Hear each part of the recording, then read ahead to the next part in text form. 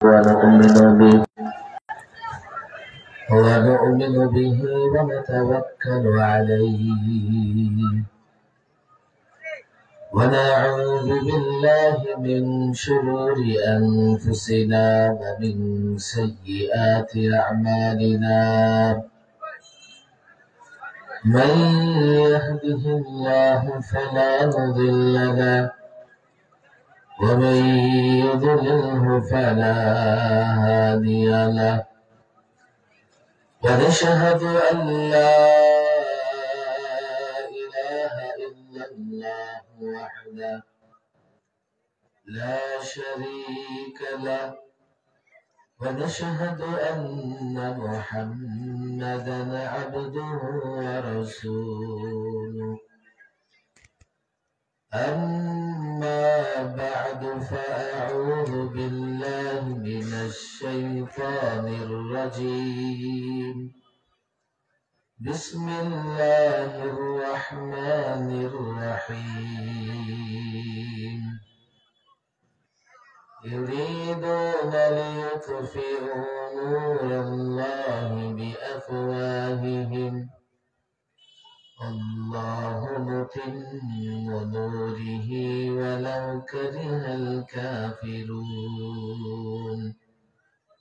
صدق الله مولانا العظيم وصدق رسوله النبي الكريم ونحن على ذلك من الشاهدين والشاكرين والحمد لله رب العالمين আল-আমিন সমাজ কল্যাণ যুব সংঘের উদ্যোগে আয়োজিত 18তম তাফসীরুল কোরআন মাহফিলে উপস্থিত উলামায়ে কেরাম, ছাত্র জনতা, যুবক ভাইরা এবং দিন প্রিয় ইসলাম প্রিয় তাওহীদি জনতা, আল্লাহ তাবারক ওয়া তাআলার দরবারে লাখো শুকর যিনি দিনে মাহফিলে বসে থাকার সেই সকাল 10 ঘটিকা থেকে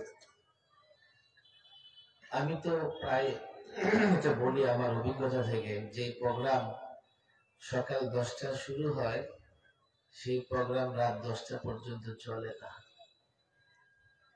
যে লোকটা মাহফিলে সকাল 10টায় এসছে সে কোনোদিনও রাত 10টা পর্যন্ত মাহফিলে বসে থাকতে পারবে না।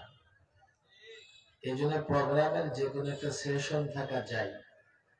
10টায় যে প্রোগ্রাম শুরু হবে সেই প্রোগ্রাম চলবে সর্বোচ্চ আসর কিংবা মাগরিব পর্যন্ত। তাও সম্ভব না 10টায় আসা লোক মাগরিব পর্যন্ত থাকবে। দুপুরের খাবার দাবার, গোসল, ওযু, ইস্তেঞ্জার দরকার আছে না নাই? সকাল 10টায় শুরু, এখন রাত 10টা, পারে না আমারে আরো পড়ে দেয়। শেষ। এরপরে মাওলানা রফিকুল ইসলাম মাদানী জাতির অনেক সহানুভূতি সিম্পিতি পেয়েছেন। রফিকুল ইসলাম মাদানী আমি আসার সময় গাড়িতে বলতেছিলাম, রফিকুল ইসলামকে যখন পুলিশ পায়ে ডান্ডা বেড়ি, হাতে হাত করা, বুলেট প্রুফ জ্যাকেট, মাথায় হেলমেট পরাইতো, তখন তারে খুঁজে পাওয়া যাইত না কোথায়। তার মাপে তো আর হেলমেট আর বুলেট প্রুফ জ্যাকেট তৈরি হয় নাই। ডান্ডা বেড়িটা তার একেবারে কোমরের উপরে চলে যাইত, বুক পর্যন্ত চলে আসতো। আমাদেরকে যখন ডান্ডা বেড়ি পড়াইতো, তো ডান্ডা বেড়িটা আমাদের মানে লম্বা অনুযায়ী আমাদের জন্য ফিট। সে ডান্ডা বেড়ি যখন রফিকুল ইসলামকে পড়াইতো এদের গলা পর্যন্ত চলে আসতো। নির্যাতন করেছে তারা, তো লোকেরা তাকে এক নজর দেখার জন্য ভিড় করে, বিশেষ করে যুবকেরা। তবে যুবকদের বলবো, দেখো, শুধুমাত্র বক্তাকে এক নজর দেখলেই হবে না। সত্যিকার অর্থে যদি বক্তাকে তোমরা মহব্বত করো, যে কারণে বক্তা জুলুম নির্যাতন সহ্য করেছে, যে লক্ষ্য এবং উদ্দেশ্য নিয়ে, সেই লক্ষ্য উদ্দেশ্য পূরণে তোমাদেরও কষ্ট করতে হবে। কথা ঠিক না ঠিক? মাহফিলে আসলাম, বক্তাকে দেখলাম, চলে গেলাম, তাতে তো আর তোমার হয়তো একটু না দেখার যে একটা স্বাদ ছিল সেটা পূরণ হয়েছে, কিন্তু প্রকৃত পক্ষে যে কারণে আমরা ওলামায়ে কেরাম জুলুম নির্যাতন সহ্য করেছি, তুমি যদি সে কারণ উপলব্ধি করতে না পারো, যতই মাহফিলে এসে বীর জমাও কোনো লাভ হবে না। তো সকাল 10টায় শুরু হওয়া প্রোগ্রাম এখন রাত 10:30 বাজে। হয়তো বা 10টা থেকে কেউ আসে নাই, যারা 10টায় এসছে ওরা হয়তো দুপুরে চলে গেছে, যারা দুপুরে আসছে ওরা মাগরিবের পরে চলে গেছে। আবার অনেকে আলেম ওলামাদের এক নজর দেখার জন্য খুব কষ্ট করে অপেক্ষা করতেছে। এখন প্রোগ্রাম শেষ পর্যায়ে চলে গেছে, কত 10 মিনিট চলবে ইনশাআল্লাহ? যারা দাঁড়িয়ে আছেন বলেন 10 মিনিট চলবে? 10 মিনিট চলবে না, 9 মিনিট,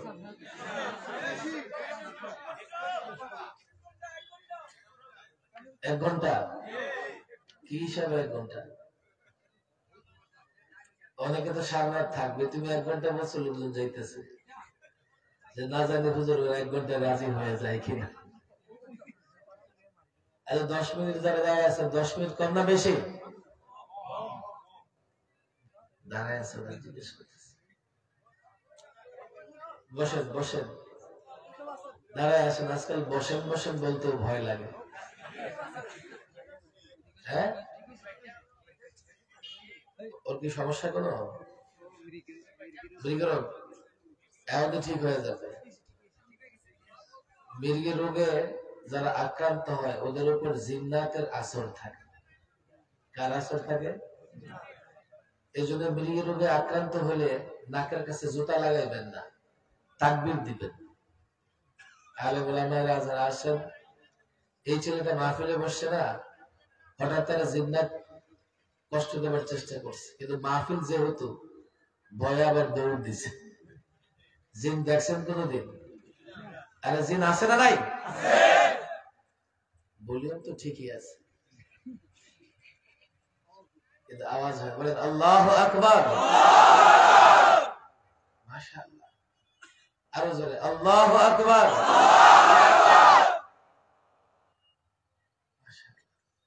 এলাকার লোকদের তো জজবা আছে। এই গ্রামের নাম কি? বাহাদুরপুর। বাহাদুরপুর অঞ্চলের নাম বাহাদুরপুর। বাহাদুরপুরের বাহাদুর কে কে আছে? ধাতুরান দেখি।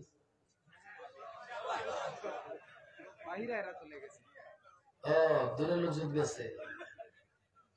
আর আমার তো বাহাদুরপুরে যুবকদেরই দরকার, ওরা বাহাদুর। কথা ঠিক না বেঠিক?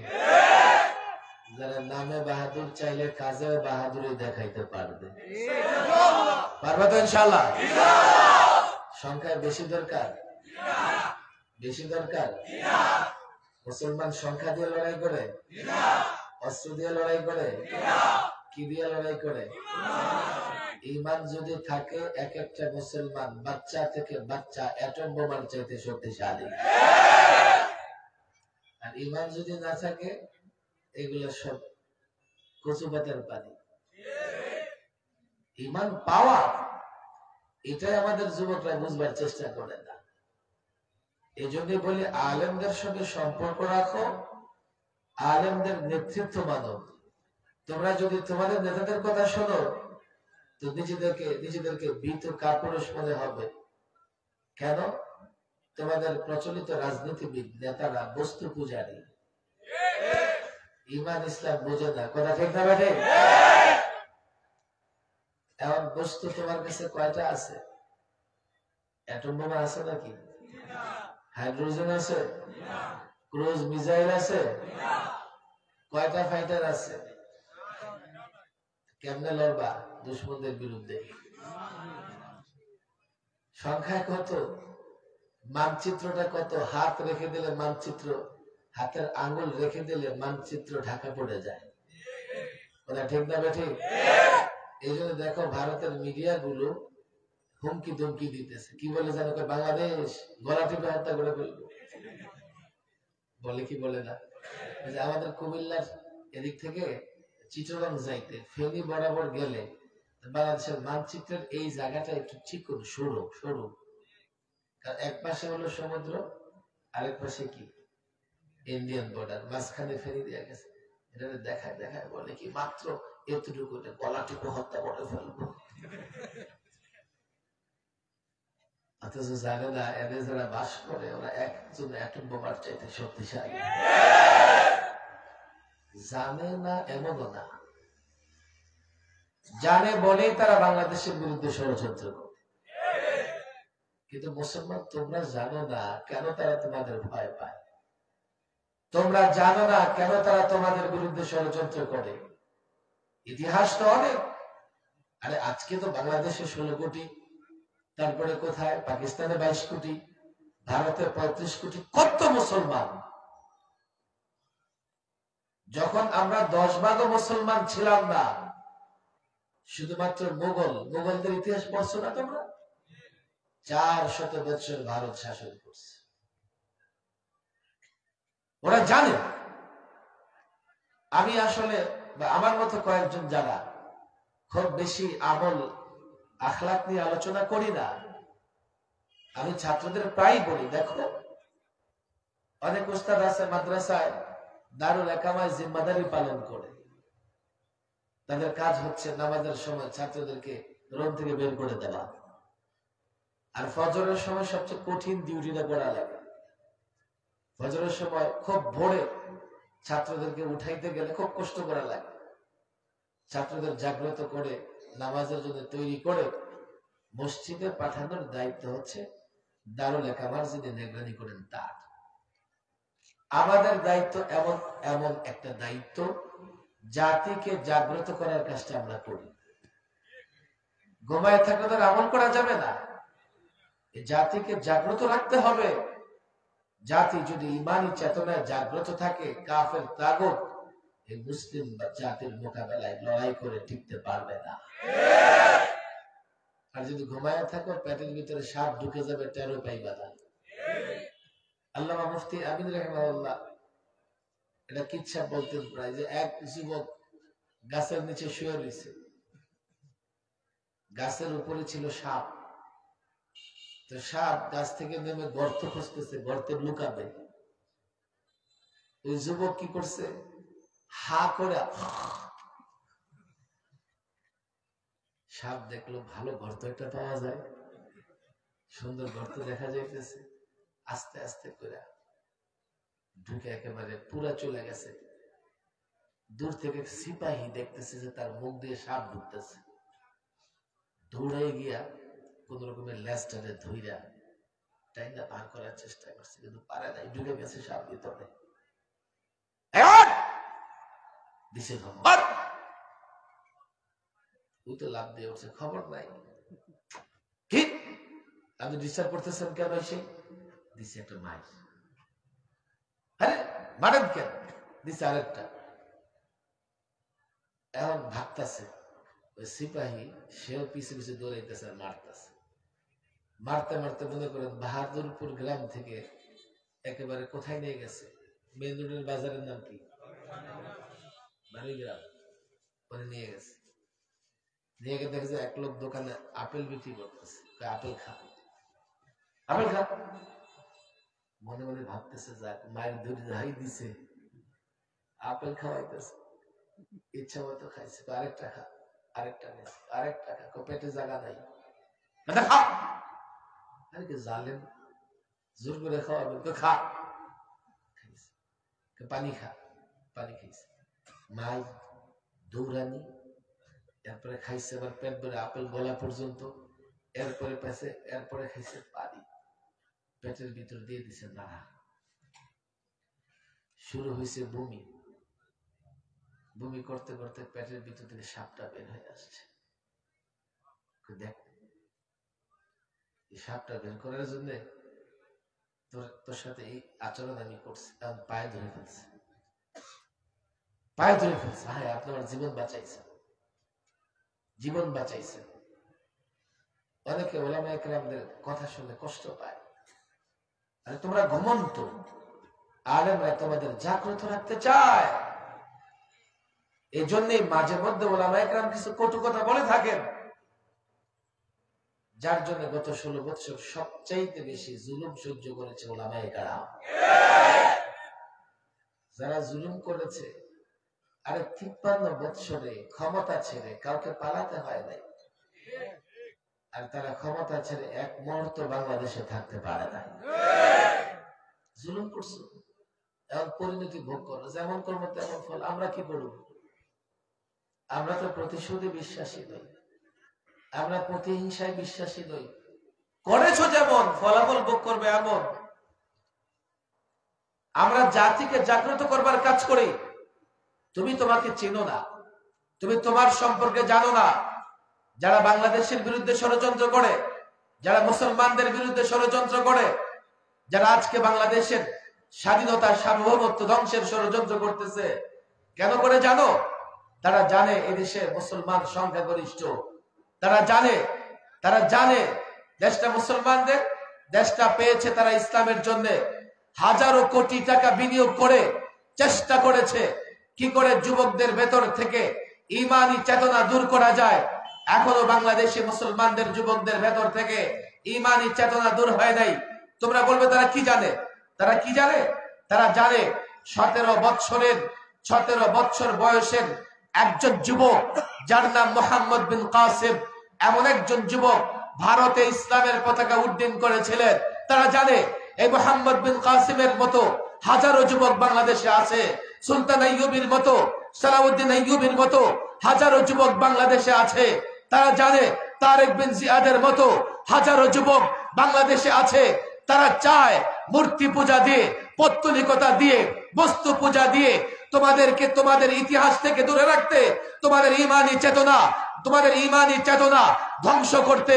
কিন্তু তারা জানে যে কোনো সময় আলেম ওলামাদের ডাকে এই যুব সমাজ জাগ্রত হতে পারে। যে কোনো সময় আলেম ওলামাদের ডাকে এই যুবকেরা মাঠে নামতে পারে। তাই জন্য তো ষড়যন্ত্র করছে। আমরা তোমাদের জাগ্রত করব। একজন মোহাম্মদ বিন কাসিম 17 বছর বয়সে যদি ভারতে ইসলামের পতাকা উড্ডীন করতে পারে, ভারত বাংলাদেশ নিয়ে ষড়যন্ত্র করছে, ইসকনকে দিয়ে ষড়যন্ত্র করাচ্ছে। আল্লাহর কসম, বাংলাদেশের বিরুদ্ধে যদি ভারত ষড়যন্ত্র করে, আমরা ওলামাদের নেতৃত্বে, মাদ্রাসা কওমিয়ার ছাত্রদের নেতৃত্বে এমন প্রতিরোধ যুদ্ধ শুরু হবে, আল্লাহর কসম করে বলি ভারত টুকরা টুকরা হয়ে যাবে।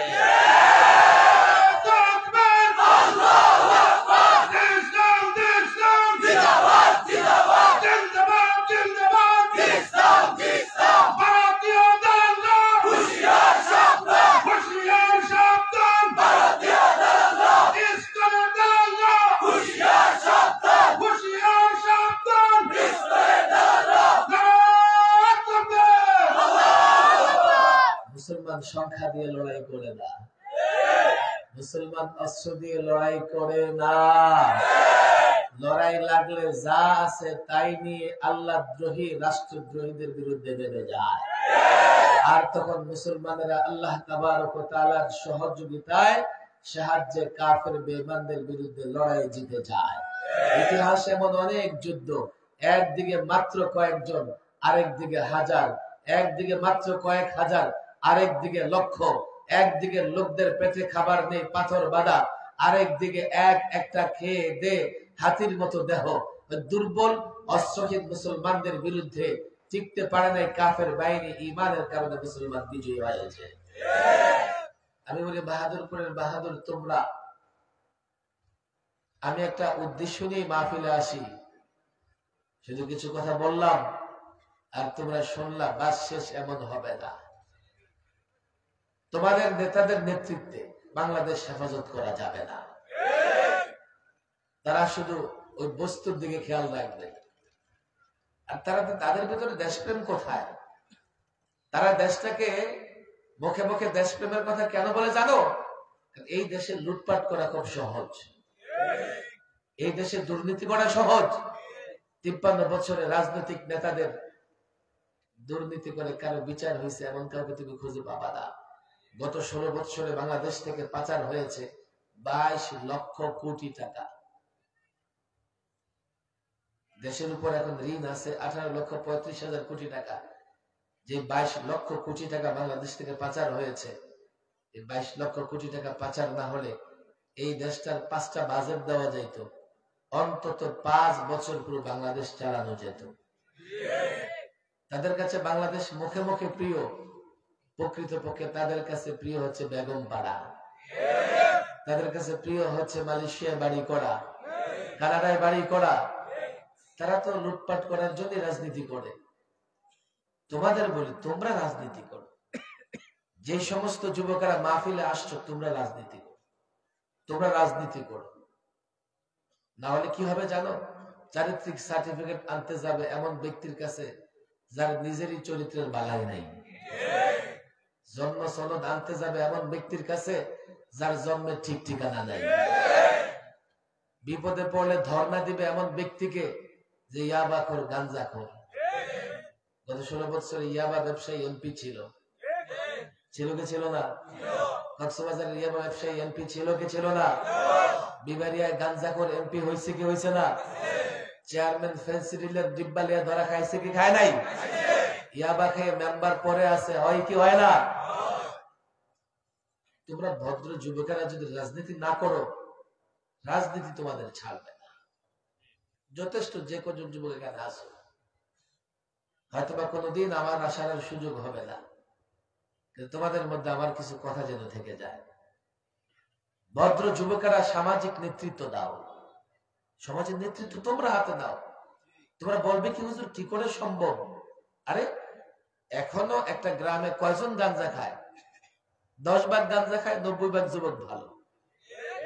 ওটা ঠিক না বেঠিক? এখানে যে কজন যুবক আছো, এতজন গাঞ্জাখোর পুরো এলাকায় আছে? গাঞ্জাখোরেরা সমাজের নেতৃত্ব কেমনে দেয়? তোমরা ভদ্র যুবকেরা বিচ্ছিন্ন থাকো, একসঙ্গে হতে পারো না। মসজিদে গিয়ে যদি নামাজের কাতারে একসঙ্গে দাঁড়াতে পারো, ওই এলাকায় গাঞ্জাখোর তওবা করে বিদায় দিবে, এলাকায় থাকতে পারবে না।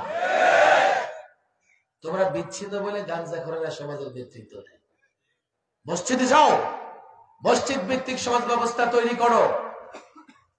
যেই সমস্ত যুবকেরা মসজিদে যাবে, তাদেরকে দিয়ে সমাজ মেরামত করো, সমাজ সংস্কার করো। যদি না করতে পারো, আফসোস করবা, সমাজ নষ্ট হয়ে যাচ্ছে, সমাজ পরিবর্তন করতে পারবা না। রাজনীতি করো, রাজনীতি তোমাকে ছাড়বে না। দেখো অনেকেই, অনেক ভদ্র মানুষ বলে হুজুর আমি রাজনীতি করি না। আছে না নাই? আমি বলি রাজনীতি আপনারা ছাড়বে না, দেশটা চলে রাজনীতি দিয়া। আচ্ছা আমাকে বলো, ট্রাফিক আইন যদি হয়, মনে করো রাস্তাটা ওয়ান ওয়ে করে দিছে, রাস্তা ভাগ করে দিছে, রাস্তা বন্ধ করে দিছে, সিলেট শহরে এমন অনেক হয় না? তুমি কি বলবা? না আমি ট্রাফিক আইন মানবো না। না মেনে পারবা? কর, ভ্যাট, ট্যাক্স, কাস্টম, যে আইনই করে সরকার। বিবাহের আইন করে গেছে ফেসিবাদীরা। নারীর জন্য কত? 18, পুরুষের জন্য 21। তুমি পীর হওয়ার বুজুর্গ হও, নেতা হওয়ার যাই হও, এই আইন করে মূলত জিনাকে ব্যাপক করা হয়েছে। কই তুমি তো মানতে বাধ্য। অনেক বাবা 18 বছরের কমে তার মেয়েকে বিয়ে দিয়ে দিছে, বাবাকে পর্যন্ত পুলিশ গ্রেফতার করেছে। রাজনীতি করবে না, রাজনীতি তোমাকে ছাড়বে না। রাজনীতি করবে না, রাজনীতি তোমাকে মুক্ত হতে দিবে না। বাকি যদি প্রচলিত রাজনীতি করো, গ্রান্টি নেই, সফল হতে পারো, বিফল হতে পারো। প্রচলিত রাজনীতিতে একটা যুবক 20 বছর রাজনীতি করে, এরপরে কি করে? বাপদাদার ভিটামাটি বিক্রি করে মধ্যপ্রাচ্যে যায়, গিয়া 45 ডিগ্রি সেলসিয়াস তাপমাত্রার নিচে চোখের পানিতে আর শরীরের ঘামে একাকার হয়ে যায়। 2-4 জন আঙ্গুল ফুলে কলা গাছ হয়ে বটে। ম্যাক্সিমাম যুবকের রাজনীতি করে নেতার নামে স্লোগান দিয়েও এই যুবকের কোন পরিবর্তন হয় না। প্রচলিত রাজনীতি করো যদি, আমি কোনো গ্যারান্টি দিতে পারবো না। যদি ইসলামের রাজনীতি করো তো গ্যারান্টি দিয়ে দেই, 56,000 বর্গমাইলের বাংলাদেশ নয়, গোটা দুনিয়া শাসন করতে পারবে। 5 বছরের ক্ষমতা নয়। আমি কাছে থেকে দেখেছি যাদেরকে তোমরা বাহাদুর মনে করো, বাহাদুরের যুবকেরা যারা রাষ্ট্র ক্ষমতায় বসে জনগণের উপর জুলুম করে তাদের দেখেছি চেয়ারে বসে থাকে, আর চেয়ারে বসে থাকবার জন্য পশ্চিমাদের গোলামি করে। আর তোমরা মুসলমান জানো না, তোমাদের পূর্বপুরুষ মুসলিম শাসকরা যতদিন পৃথিবী শাসন করেছে, আমরা গোটা দুনিয়া শাসন করেছি, পশ্চিমারা আমাদের সামনে নত জানো হয়ে দাঁড়িয়েছে।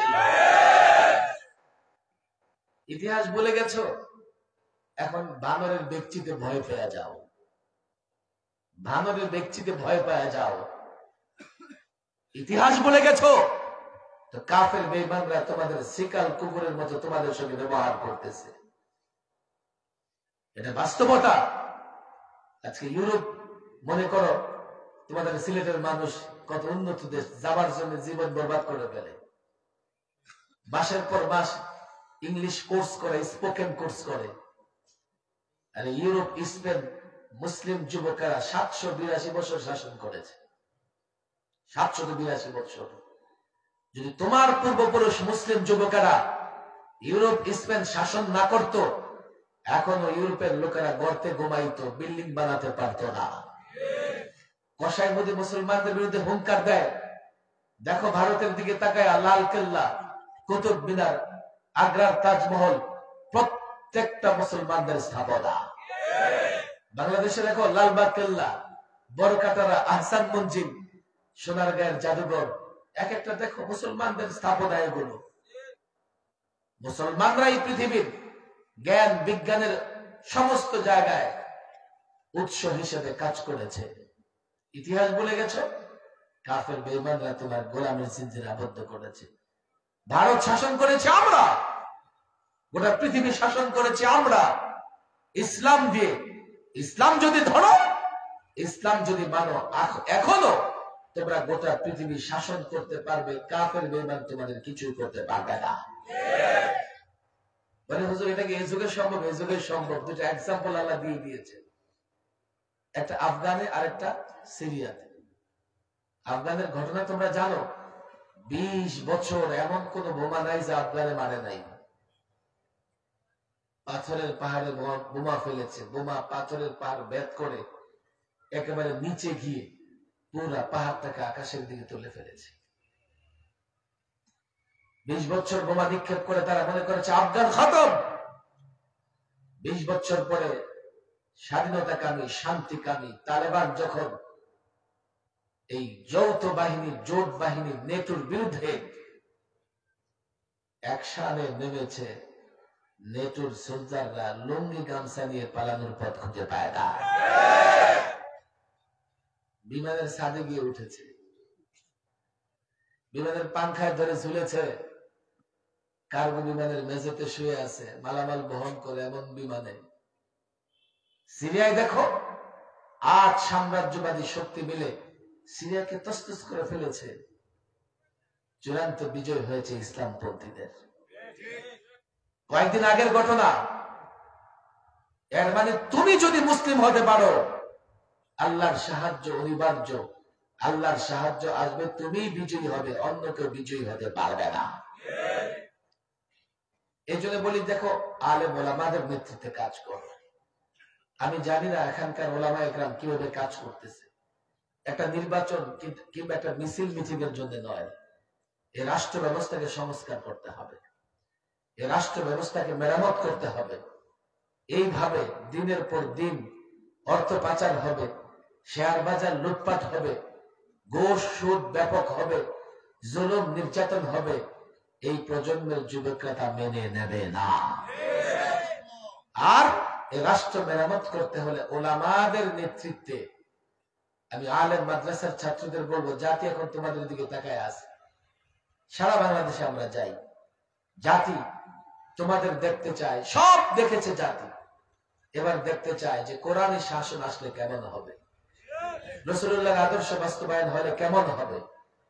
তোমাদের এই জাতির নেতৃত্ব দেওয়ার মতো ওলামা তোলাবাদের বলে যাই, যোগ্যতা অর্জন করতে হবে, যোগ্যতা অর্জন করতে হবে। আর এই যুবকদেরকে সঙ্গে নিয়ে দেশ মেরামতের কাজ করতে হবে। আল্লাহর সঙ্গে থাকবো তো ইনশাআল্লাহ, পাক্কা ওয়াদা। আমার 10 মিনিট হয়ে গেছে। কয় মিনিট হয়েছে? ইন্নালিল্লাহ। আপনারা বলবেন না আধা ঘন্টা হয়ে গেছে, হাত উঠান একটু ওয়াদা করেন। একজন বলতেছে 5 মিনিট হয়েছে। আরে 2-4 জন কুরবানি দেওয়ার জন্য, কুরবানি হওয়ার জন্য প্রস্তুত হয়ে যাও। এই দেশের মূর্তি পূজারীদের জায়গা হবে না। একটা কথা বলি, দেখো একটা কথা মনে পড়ে, অনেক কথা আছে।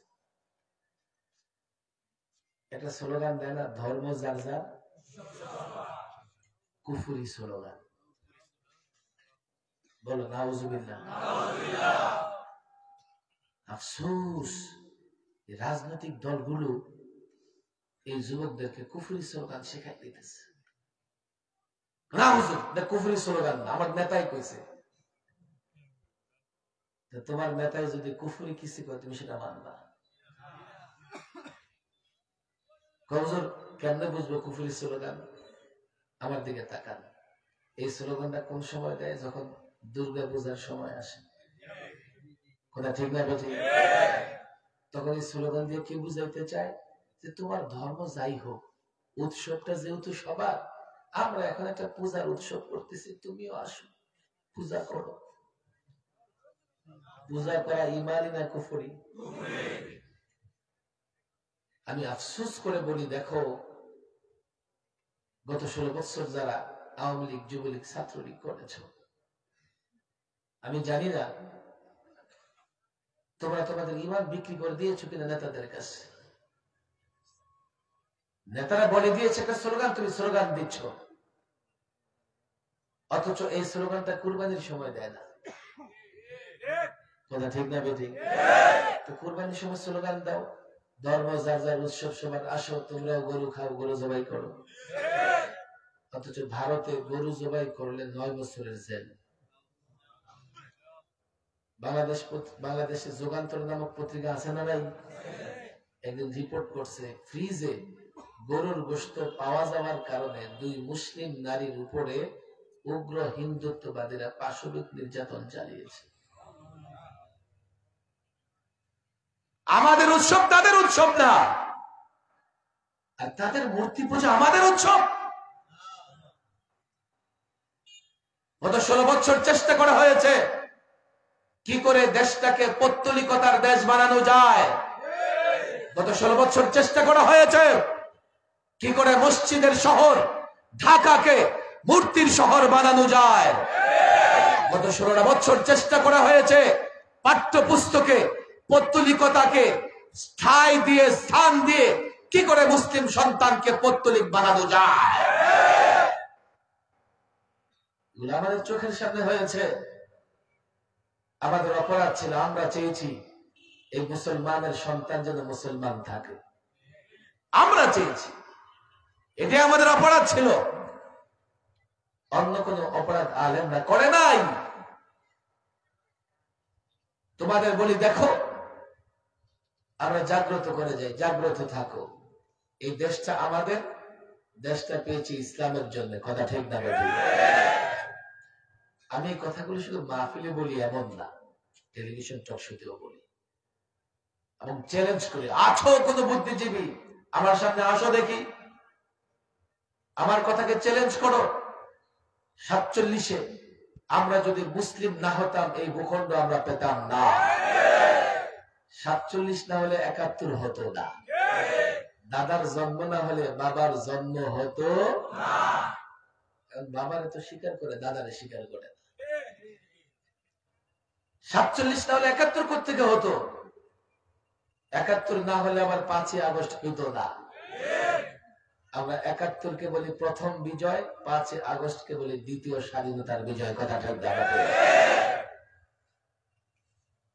ইতিহাস দলিল দেখো, এই জমিন কার? এই জমিন মুসলমানদের। মুসলমান পেয়েছে ইসলামের জন্য। তাহলে হুজুর অন্য ধর্মের লোকেরা দেশ ছেড়ে যাবে? কেউ যাবে না, আমরা সহনশীল, সবাই থাকবে। এই জন্যই তো এদেশে হিন্দু সম্প্রদায়ের লোকেরা জামাই আদরে বসবাস করে। এটা তাদের ভালো লাগে না, তারা আবার ইসকন বানায় দেশের বিরুদ্ধে ষড়যন্ত্র করে। দেশের বিরুদ্ধে ষড়যন্ত্র করো, ষড়যন্ত্রকারীর কোন ধর্মীয় পরিচয় থাকবে না। যেই ষড়যন্ত্র করবে তাকে উপযুক্ত শাস্তি দেওয়া হবে। আমরা দেশটা পেয়েছি ইসলামের জন্য। এই দেশটাকে টিকিয়ে রাখতে হলে ইসলাম মানতে হবে, নাহলে দেশটাকে আমরা টিকিয়ে রাখতে পারবো না। আর দেশটা টিকিয়ে রাখলে আমরা ইসলামও পালন করতে পারবো। এই জন্য আমি বলি, দেশ আক্রান্ত হলে ইসলাম আক্রান্ত হবে। দেশ বাঁচাতে হবে, ইসলাম বাঁচাতে হবে। আমরা দেশের দুশ্মন, ইসলামের দুশ্মন সবার সঙ্গে একসাথে লড়াই করবো ইনশাআল্লাহ। তোমরা যুবক প্রস্তুত থাকো, জাগ্রত করে যাই। আর মসজিদ ভিত্তিক তোমরা সমাজ ব্যবস্থা চালু করো।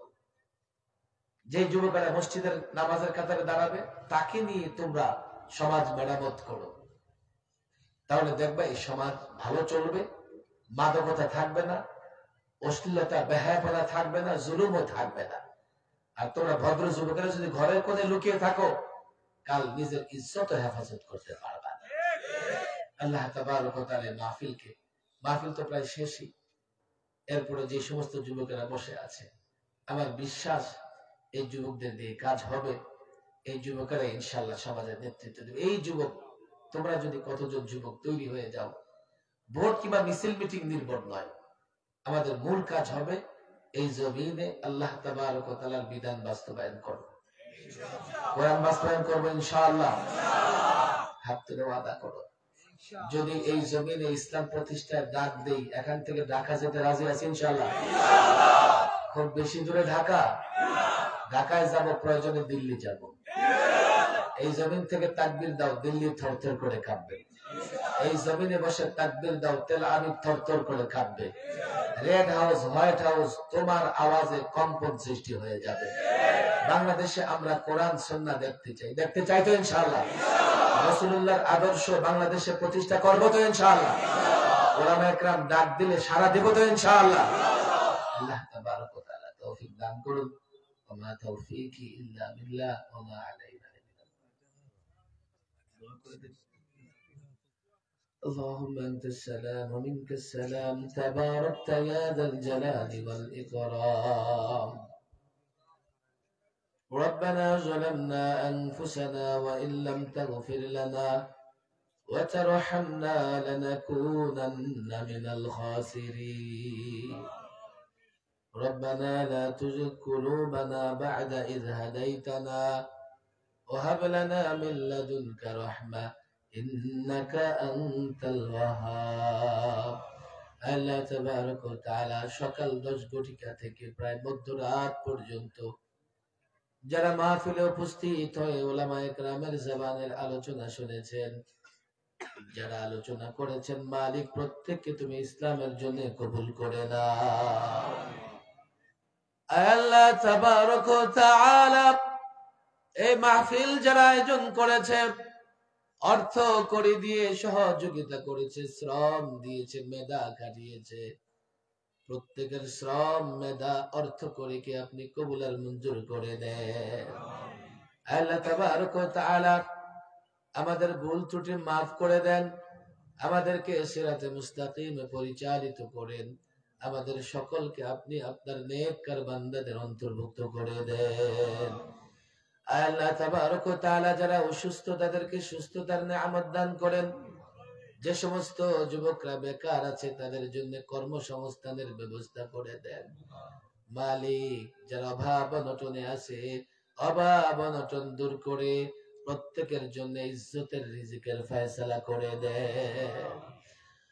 আল্লাহ তাবারক ওয়া তাআলা অনেকেই দোয়া চেয়েছেন, মালিক যে যে উদ্দেশ্যে দোয়া চেয়েছেন প্রত্যেকের নেক উদ্দেশ্যগুলো আপনি কবুল করে নেন। এই গ্রামের মাটির নিচে যারা এই অবস্থান করতেছে কবরের বাসিন্দা হয়ে, প্রত্যেকের কবরে আল্লাহ তাবারক ওয়া তাআলা জান্নাতের নিয়ামত দ্বারা পরিপূর্ণ করে দেন। মালিক এই যুবকদেরকে ইসলামের জন্য কবুল করে দেন। আলেম ওলামাদেরকে আরো সাহসী উদ্যোগী বানায় দেন। এই জমিনে যাতে মিলে মিশে কোরআনী বিচার ব্যবস্থা, কোরআনী শাসন ব্যবস্থা, নবী মুহাম্মদ সাল্লাল্লাহু আলাইহি ওয়াসাল্লামের আদর্শ প্রতিষ্ঠা করতে পারি, সেই তৌফিক দেন। আল্লাহ তাবারক ওয়া তাআলা গোটা বিশ্বের মুসলমানদের হেফাজত করেন, প্রত্যেকটা মুসলমানদের ইজ্জত আবরু হেফাজত করেন। আল্লাহ প্রত্যেকটা মুসলমানকে আপনার গোলামি করার তৌফিক দেন। আল্লাহ মূর্তি পূজা, পৌত্তলিক পূজা থেকে আমাদের হেফাজত করে। ربنا آتنا في الدنيا حسنة وفي الآخرة حسنة وقنا عذاب النار। আল্লাহ মেম্বার সাহেব ইন্তেকাল করেছেন, মেম্বার সাহেব সহ আরো যারা এই দেশের এই গ্রামের মাটির নিচে কবরের বাসিন্দা হয়েছেন, প্রত্যেকের কবরকে আপনি জান্নাতের বাগান বানায়া দেন। আল্লাহ তাবারক ওয়া তাআলা প্রবাসী ভাইরাও সহযোগিতা করেছেন, যারা এই সহযোগিতা করেছে প্রবাস থেকে, আল্লাহ তাদের পরিবার পরিজনকে হেফাজত করেন, তাদের কর্মস্থলকে নিরাপদ করে দেন। আল্লাহ হালাল উপার্জনের তৌফিক দান করেন। আল্লাহ